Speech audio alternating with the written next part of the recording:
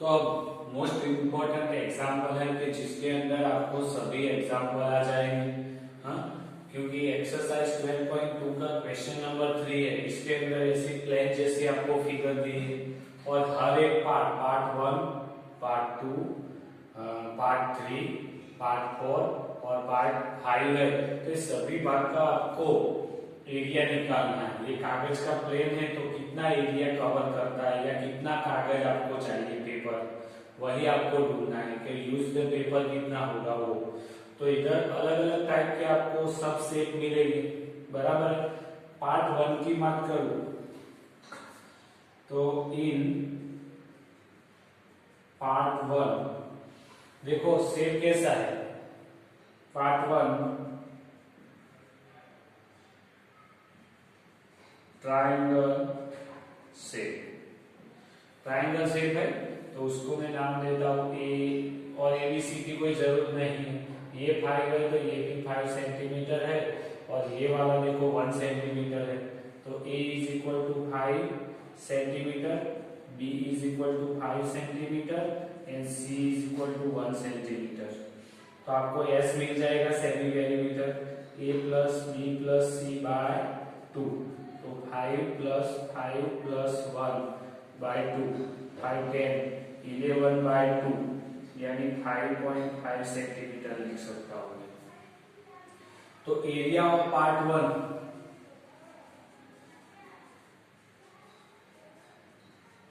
Is equal to triangle area है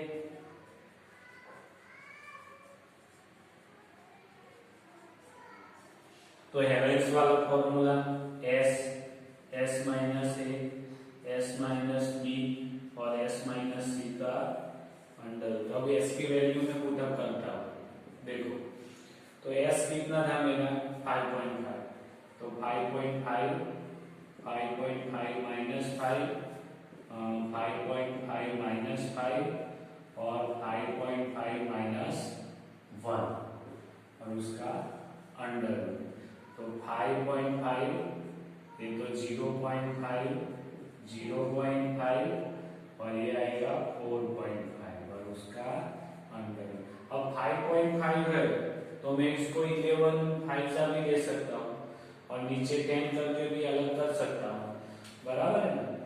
तो 11 5 जा नीचे 10, इसका 5/10, इसका 5/10, इसका 45/10। तो देखो 5 दो बार है तो 5 का स्क्वायर, फिर 9 5 जा होता है क्या 45 का, इधर में डायरेक्टली लिख सकता हूँ 9 5 जा। तो 5 का स्क्वायर आ गया, 3 का स्क्वायर आ गया और 11 वैसे का वैसे। नीचे देखो तो 10 का स्क्वायर और 10 का स्क्वायर उसका अंडर रूट। तो 5 5 3 divide by 100 under root of 11 आ गया। तो 500 में से कट करना है तो आप कर सकते हो, तो 25 4 जा करके, अथवा 5 5 जा तो 25 3 जा तो 75 divide by 100 multiply under root. तो 0.75 इंटू अंडर रूट ऑफ 11। अब ये 11 तो मैंने बोला था कि अंडर रूट 11 है तो उसकी वैल्यू में कौन सी ले सकता हूं। तो आपको पता है कि 3 का स्क्वायर तो 9 होता है और 4 का स्क्वायर तो 16 होता है। 9 10 11 12 13 14 15 और 16, ये 11 इधर से तो दूर है ना 16 से, इधर 9 से नजदीक है। 9 यानी 3 हो सकता है। तो अगर मैं 3.5 मल्टीप्लाई 3.5 लेता हूँ कितना होता है 25 और 12.5 होता है, बराबर है।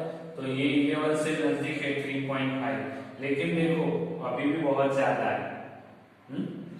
तो मैं 3.3 जैसा ले लेता हूँ या 3.2 ले लो, 3.2 इंटू 3.2 तो 0 3 2 जा 6 3 3 9 2 2 जा 4 3 2 जा 6 4 12 1 10.24 तो नजदीक आ जाता है, यानी 0.75 मल्टीप्लाई 3.25 ले सकता हूँ, 25 ऐसा, तो उसके नजदीक आ जाता है। अब दोनों का मल्टीप्लिकेशन कर देता हूँ, 325 और 75, तो 0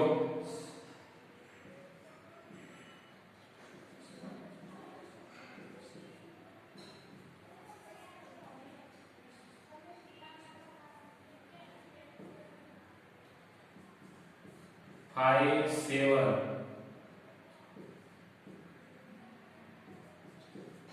तो आ गया कितना, जो कितने पॉइंट निकाले, 2 और 2, 1 2 3 4, तो 2 पॉइंट, तो 2.4375, ये अप्रोक्सीमेटली वैल्यू आ गई, तो इतना आएगा नजदीक।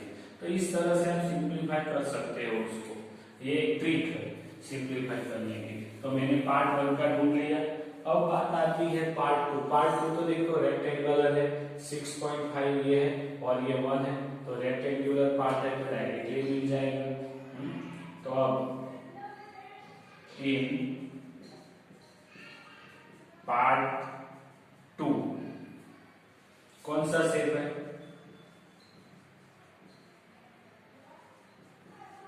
रेक्टेंगल शेप,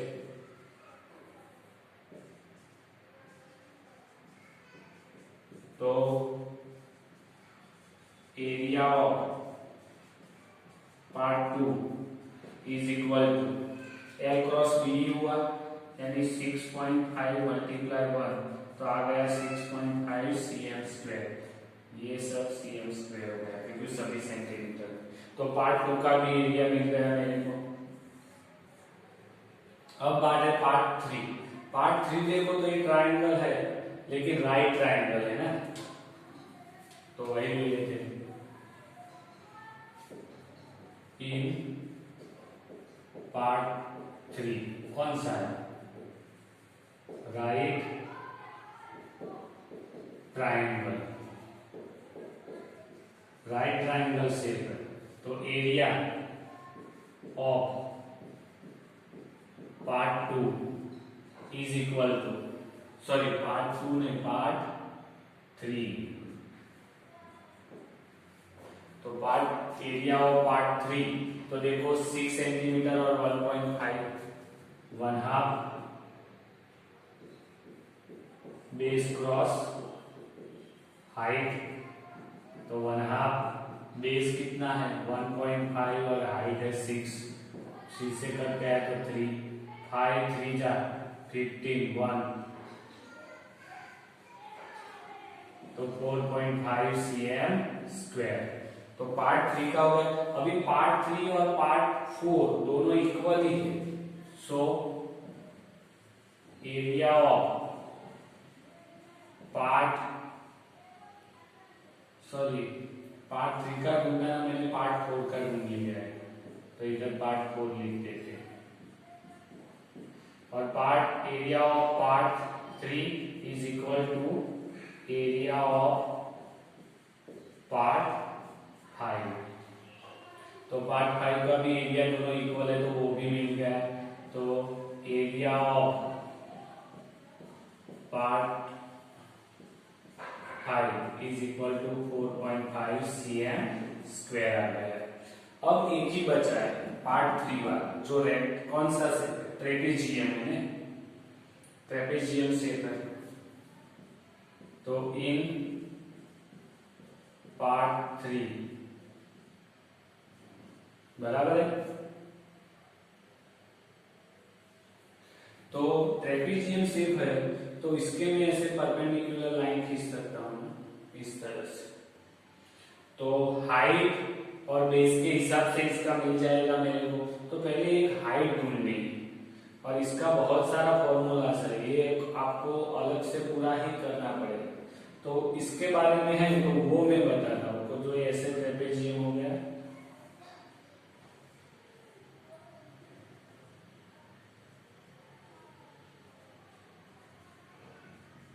और इसको मैंने नाम दे दिया ABCD नाम दे दिया, बराबर है। अब देखो 1 सेंटीमीटर है ये, तो ये भी कितना हुआ 1 सेंटीमीटर हो गया।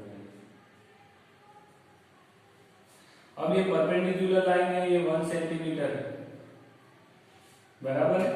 तो ये कितना होगा 0.5 होगा और ये भी 0.5 होगा, क्योंकि ये दोनों लाइन भी इक्वल है तभी। अगर वो लाइन इक्वल नहीं होगी तो नहीं आएगा, वो खास ध्यान रखना।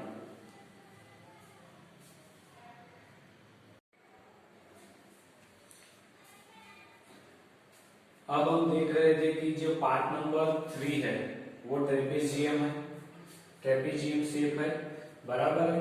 अब एडी और बीसी पैरेलल लाइन है, एएम परपेंडिकुलर बीसी ड्रॉ किया, डीएम परपेंडिकुलर बीसी ड्रॉ किया, तो वो लिख देते एएम परपेंडिकुलर बीसी है, डीएम परपेंडिकुलर बीसी है, और दूसरा क्या है B dash M dash M dash C है।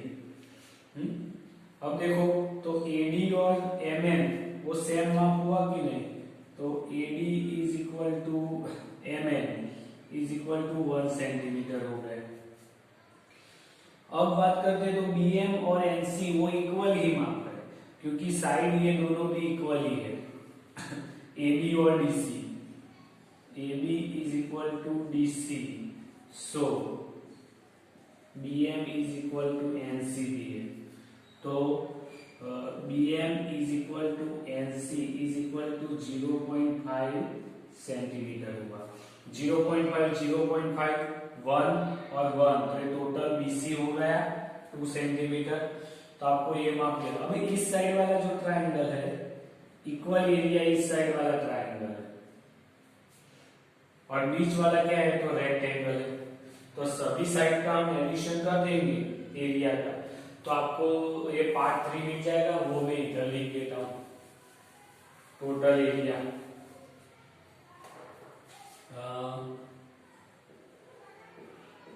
Area of part 3 is equal to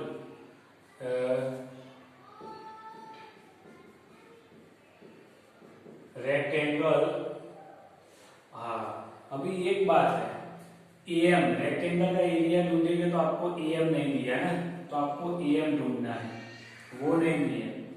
अगर एम मिल जाएगा तो टोटल ट्रेपेजियम का भी एरिया मिल जाएगा, एम डिवाइड बाय बीसी है वो, तो एम इंटू बीसी करके भी आप निकाल सकते हो। लेकिन एम कैसे निकालोगे तो वो पहले निकाल देते हैं, वो चाहिए ना। तो देखो ये राइट ट्राइंगल हुआ तो पाइथागोरस थ्योरम यूज करेंगे, तो in right triangle A M B A B square is equal to A M square plus B M square.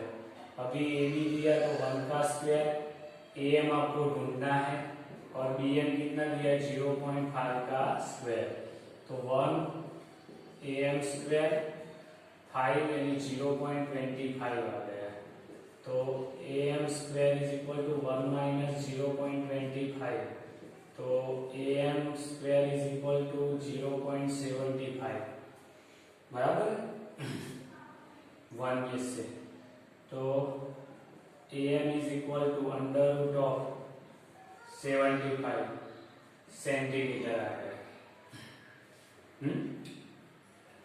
अब क्या करना है, तो अगर एम मिल गया है बीसी आपके पास है तो दूसरा कुछ ढूंढने की जरूरत नहीं है सब करने की, डायरेक्टली एरिया ट्रेपेजियम का कर सकते हैं आप। ये हाइट है इंटू ब्रीथ है, बराबर है, वो करके 1/2 करके आप हाइट इंटू ब्रीथ, तो वैसे हम कर लेंगे।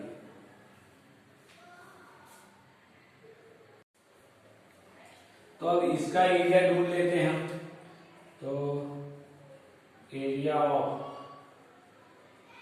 Part 3 is equal to 1/2 parallel side.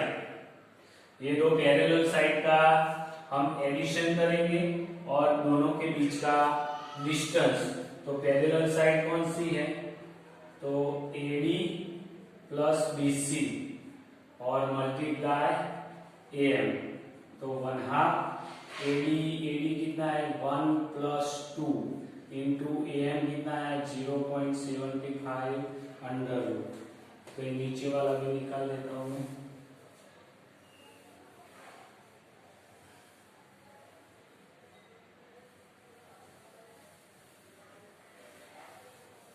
बराबर है। तो ये आ गया 3/2 0.75 अंडर रूट। तो 3/2 75 अंडर रूट अपॉन 100। तो ये आ गया 3/, इसका अंडर रूट। तो 100 का 10 होगा तो 20 और 75 अंडर रूट में। अभी अंडर रूट ऑफ 75, तो 75 किसके बीच में आता है वो देख लेते हैं। 6 का, 7 का, 8 का, 9 का, चलो 8 का स्क्वायर तो 64 और 9 का स्क्वायर तो 81। तो उसके बीच में आता है कि नहीं? 64 से 10 और ये है। तो आपको इसके बीच का नंबर लेना है, यानी 8 और 9 के। तो 8.5 लेते हैं। तो 25